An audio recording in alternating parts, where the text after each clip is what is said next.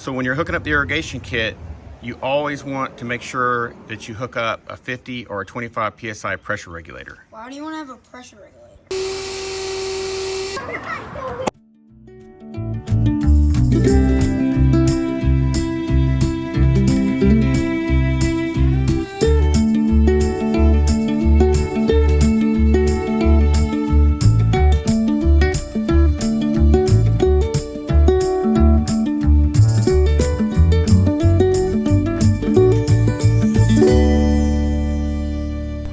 This is our GroBucket irrigation kit. This is going to be a game changer. We are super excited about this. We're about to show you how to use it.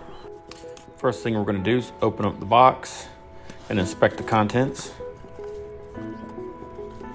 There should be 10 float valves. Make sure they all have the nuts on them. Of course, there's the instructions.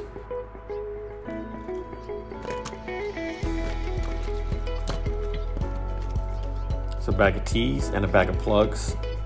That's your Teflon tape, your hose adapter. This bag contains the elbows and the uniseal fitting. And then you have one bundle of tubing. Now we're going to prep the bucket. Take out all the contents. Turn the bucket on its side. If you already have the 5/16 drain hole drilled 3.5 inches up, you can just drill the 5/8 hole 1 inch to the right of it.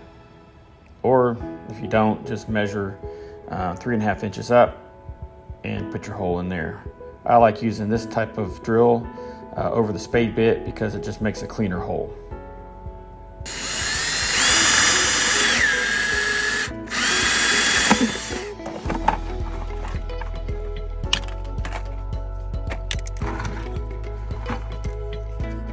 Tab has to be facing down.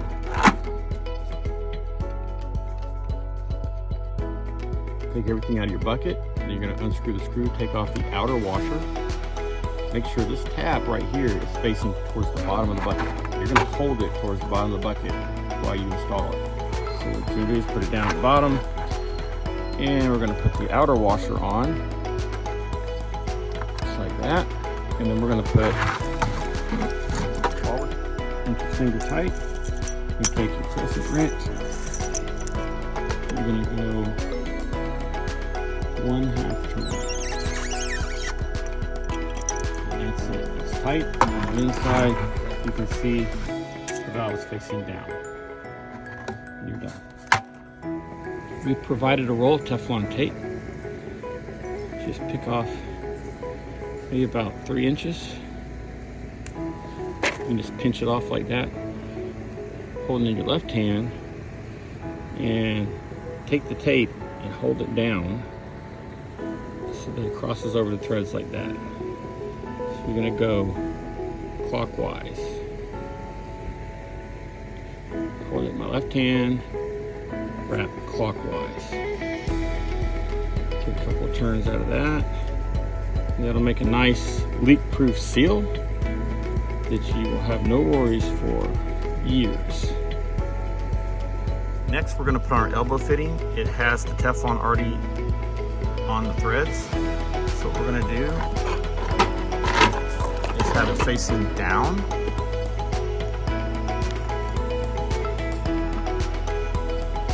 And you're going to go clockwise.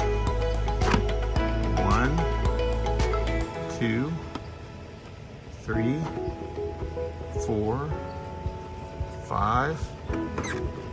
Make sure you're holding the valve on the inside. 6, 7 revolutions, and it should be facing down when you're done. Place your GroBucket kit back in the bucket and make sure that the right or the left side of the mouth, this is the mouth, is up against this valve, so you have plenty of room for your float stick on the other side. That's how we do it. So this is up against it.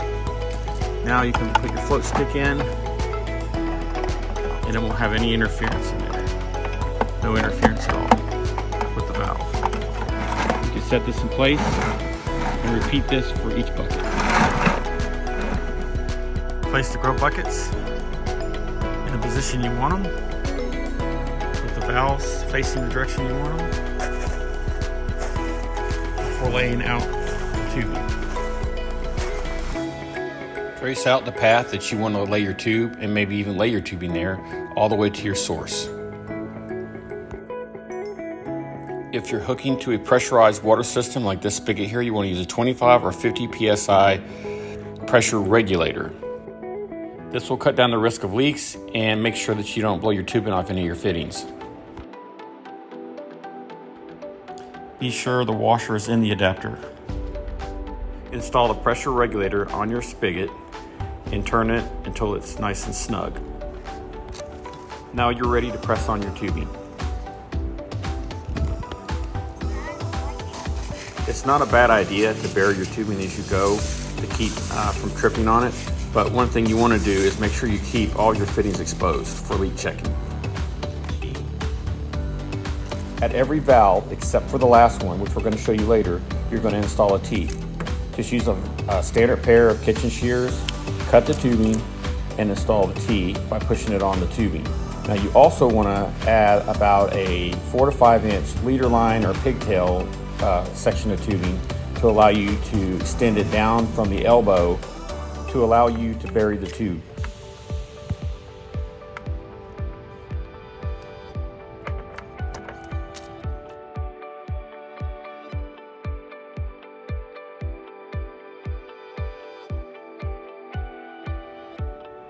Now the tubing is ready to install in the valve. Just place it under the elbow and push up into the elbow until it seats.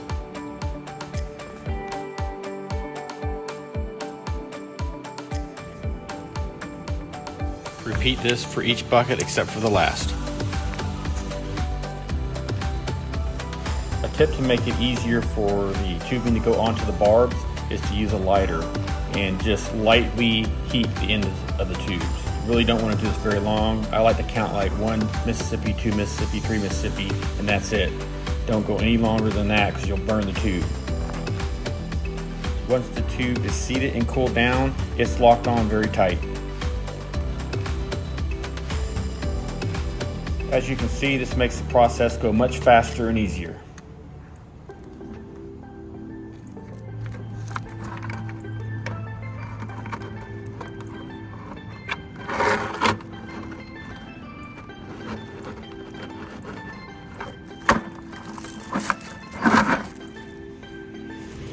As you see, the last bucket, you do not need the T.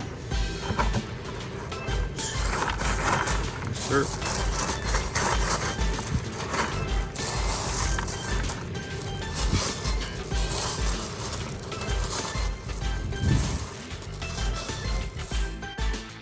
Now that all the buckets are hooked up, turn the water on. It's time to test the valves and do a leak check. It's easiest if you pull the inserts out of each one and make sure that the water's flowing and each valve is working properly. Just go to each bucket and do this. And once you get all the buckets inspected for the valves, what you want to do next is go to each elbow fitting and each union or each T and make sure that there's no leaks. There shouldn't be any leaks anywhere in the system, not even a drop. This system should be completely watertight to make sure that it works properly and that you don't have any unexpected surprises on your water bill. When the valves are operating and the bucket is filling, you'll see ripples in the water. Once the valve is stopped, you shouldn't see any ripples. The valve is off at this point and the water should be completely still. You shouldn't hear anything either. And now that you see where the water level is, when it stopped, look to make sure that it's below the drain hole. Each one has to be below the drain hole. If not, you're going to have to make an adjustment. Do this for each and every bucket and make sure that all the buckets are full and that all the valves are off before you go to the next step. No leaks. So after these are tested, you want to put this back in, and then you want to go clockwise to the right till it stops. That way you know that you have room for the stick to go in without any interference.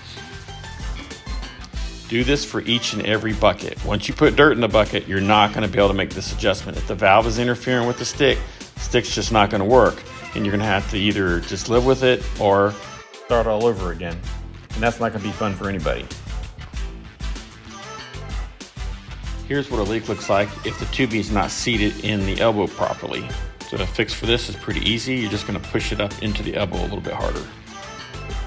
And that should stop it. You may have to pull it out and start over again, but turn the water off, pull it out, put it back in, and turn the water back on. And that should fix the leak 99.9% of the time. Okay, so we're going to go over a couple of really important things. One thing to note is when this valve is in the bucket, this tab right here is always pointing down to the bottom of the bucket. That's how they work. When it goes up like this, when the water pushes up, it shuts off the valve.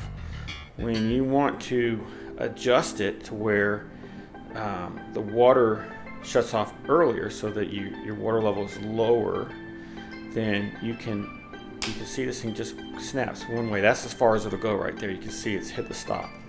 But it pivots at this little point right here, this little plastic pivot point, and you can just grab it. When it's in the bucket, if you just hold your hand here, you can just pull this thing up. You can hear how many clicks. So as it comes, it's set about like this. And if you find out that when you fill your buckets up and you see that it's overflowing out of the hole, make sure your hole's at exactly 3.5 inches.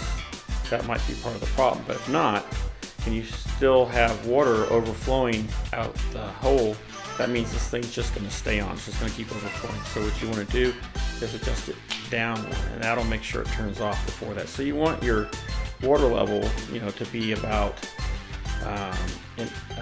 half an inch or more below the hole or the drain hole. The drain hole is in line with this. So if it's too low, you can just pop it up one, and it will go. The water level will come up. So up for the water level to go up, and down for the water level to go down. That's the easy way to remember. So another thing to keep in mind, we're going to use this cutaway of an insert to show you. In the bucket, this is the way it's going to look when it's empty. And when it's full, it's going to come up and almost touch the top. If it's touching the top or close to touching the top, then you may want to adjust it down one and see where the water level is and see where the float is. When your bucket is full and this is supposedly shut off, and you go to the top and press down here, and you can make the valve activate, you can hear it come on, then you probably need to adjust it down one. So make sure you do that. Push these down before you put soil in them, and make sure that the valve is not activating. You got to do all of this before you start planting. That's going to ensure that you have no issues with water. If you go and plant your plant and then all of a sudden you find out that it's not shutting off properly, you're going to have to unplant your plant and go in there and start all over again. So make sure you do this before you start planting. You have this. The valve's not shutting off. You flip this up.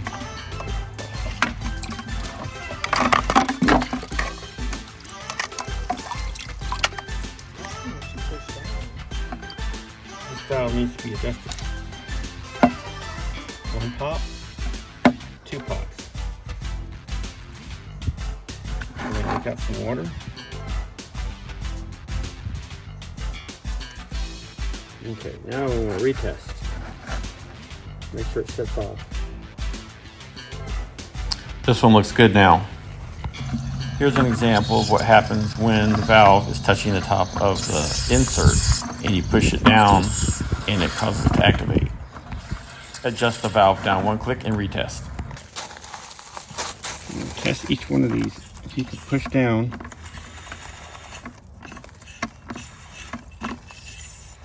and hear any kind of valve noise, you want to take the insert back out, and you want to push this down to retest.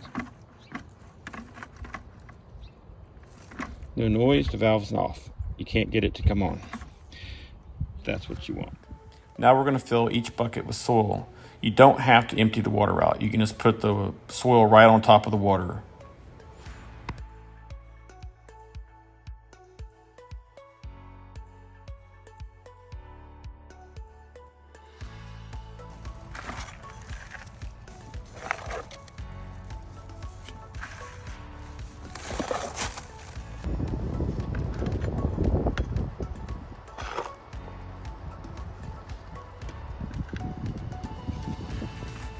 Fill the soil till it reaches the top of the insert.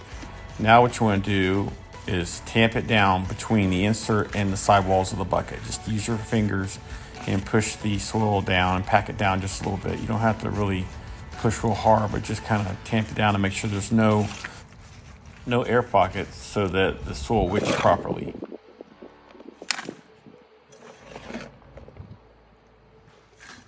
Once you have your plant potted, put a 2 to 3 inch generous layer of mulch on top to keep the soil from drying out.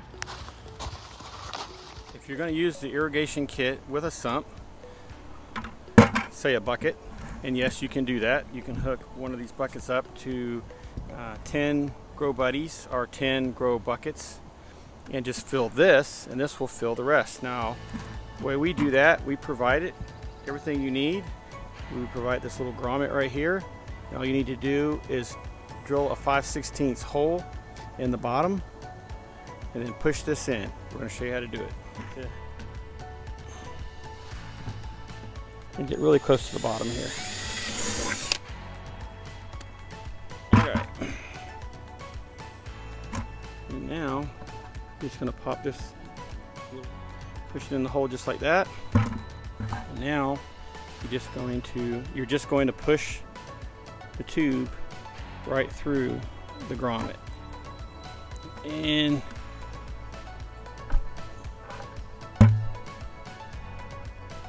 I like to see a little bit of the tube sticking out beyond the grommet, like this.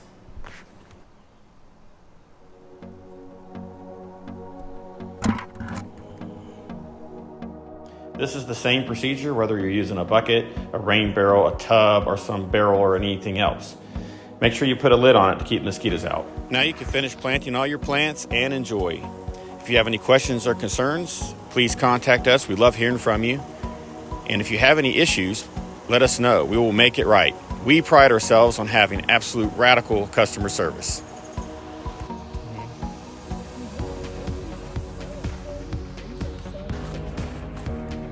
So that concludes on how to install the irrigation kit. In the next video, we're going to show you how to use it. So look for the links.